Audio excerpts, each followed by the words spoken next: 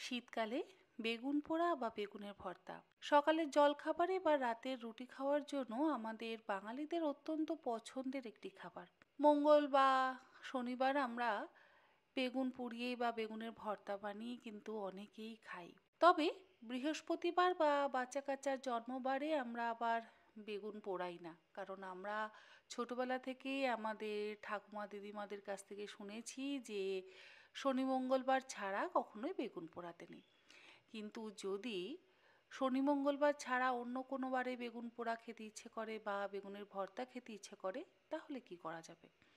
তার একটা উপায় আমি আপনাদের সঙ্গে শেয়ার করছি। যদিও এটা বেগুন পোড়া নয়, কারণ বেগুন পোড়াতে গেলে অবশ্যই আগুনের ব্যবহার তো করতেই হবে, মানে ডিরেক্ট গ্যাসে বা উনুনে আমাদেরকে পোড়াতে হবে, কিন্তু এটা বেগুনের ভর্তা হিসেবে কিন্তু ভীষণ ভালোভাবে বানানো যায়। আর তার জন্য আমি ফ্রাই প্যানের মধ্যে ওই 2-3 চা চামচ পরিমাণে সর্ষের তেল গরম করে নিয়ে তার মধ্যে বেগুনটাকে অর্ধেক করে কেটে দিয়ে দিলাম, আর দিলাম 2টো টমেটো, 5 কোয়া রসুন, 3টে কাঁচা লঙ্কা।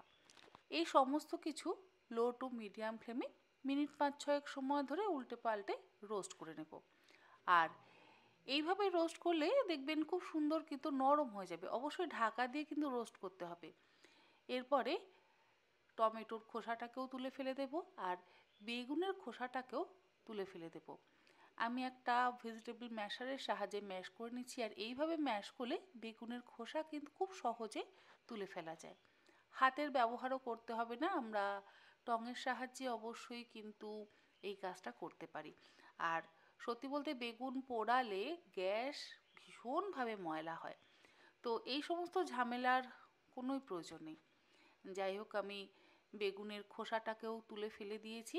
তারপরে এর মধ্যে দিয়ে দিলাম একটা মিডিয়াম সাইজের কুচিয়ে নেওয়া পেঁয়াজ, আর রসুন কাঁচা লঙ্কাটাও তো একসাথে আমি রোস্ট করে নিয়েছি, তাই রসুন কাঁচা লঙ্কাটাও কিন্তু ম্যাশ করে নিলাম। এবার দিয়ে দিয়েছি স্বাদ অনুসারে লবণ, সামান্য একটু চিনি, অল্প একটু দেব জিরে গুঁড়ো, ওই 1/2 চা চামচ পরিমাণে, আর দেব সামান্য একটু কাশ্মীরি লঙ্কার গুঁড়ো।